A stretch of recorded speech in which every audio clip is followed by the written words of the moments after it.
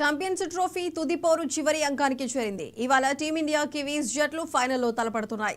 గెలుపే లక్ష్యంగా ఇరు జట్లు బరిలోకి దిగుతున్నాయి. ఇప్పటికే వరుస విజయాలతో దూకుడు మీద ఉంది రోహిత్ సేన.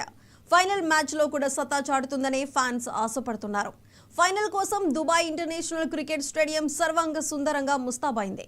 అయితే కీలక ఫైనల్ మ్యాచ్ తుది జట్టులో మార్పులేవైనా ఉంటాయా లేదా నాకౌట్ మ్యాచ్లో ఆడిన జట్టుతోనే టీమిండియా బరిలోకి దిగుతుందా అనేది ఆసక్తికరంగా మారింది.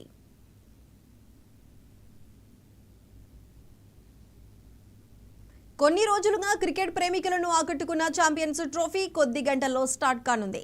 భారత్ న్యూజిలాండ్ జట్లు హోరాహోరీ పోరుకు రెడీ అయ్యాయి. ఫైనల్ మ్యాచ్ కోసం దుబాయ్లో బ్యాటింగ్ వికెట్ను సిద్ధం చేస్తున్నట్లు తెలుస్తోంది. ఇప్పటి వరకు భారత్ దుబాయ్లో ఆడిన మ్యాచ్లన్నీ స్లో వికెట్లపైనే జరిగాయి.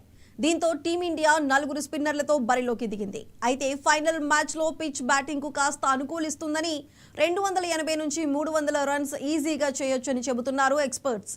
ఈ నేపథ్యంలో స్పిన్నర్ కుల్దీప్ను పక్కన పెట్టి అతడి స్థానంలో వాషింగ్టన్ సుందర్ను తీసుకుంటున్నారని అంచనా వేస్తున్నారు.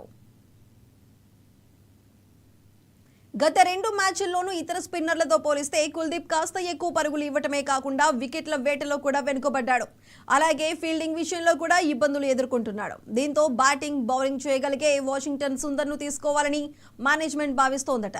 న్యూజిలాండ్లో లెఫ్ట్ ఆర్మ్ బ్యాటర్లు ఎక్కువగా ఉన్నారు. వారిని కట్టడి చేసేందుకు రైట్ ఆర్మ్ బౌలర్ అయిన వాషింగ్టన్ సుందర్ను తీసుకోవాలని యోచిస్తున్నారట. ఏదేమైనా పిచ్ను బట్టి నిర్ణయం తీసుకోబోతున్నట్టు తెలుస్తుంది. అటు కివీస్ కూడా రెండో సెమీఫైనల్లో సౌత్ ఆఫ్రికాను ఓడించి ఆత్మవిశ్వాసంతో బరిలోకి దిగుతుంది. ఆల్రౌండ్ ప్రదర్శనతో ఆకట్టుకుంటుంది. కివీస్ కెప్టెన్ను ఎదుర్కోవటం అంత ఈజీ కాదు. ఇప్పటికే టోర్నీలో రచిన్ రవీంద్ర 2 సెంచరీలతో మంచి ఫామ్లో ఉన్నాడు. స్పిన్, ఫాస్ట్ బౌలింగ్తో న్యూజిలాండ్ స్ట్రాంగ్గా కనిపిస్తోంది.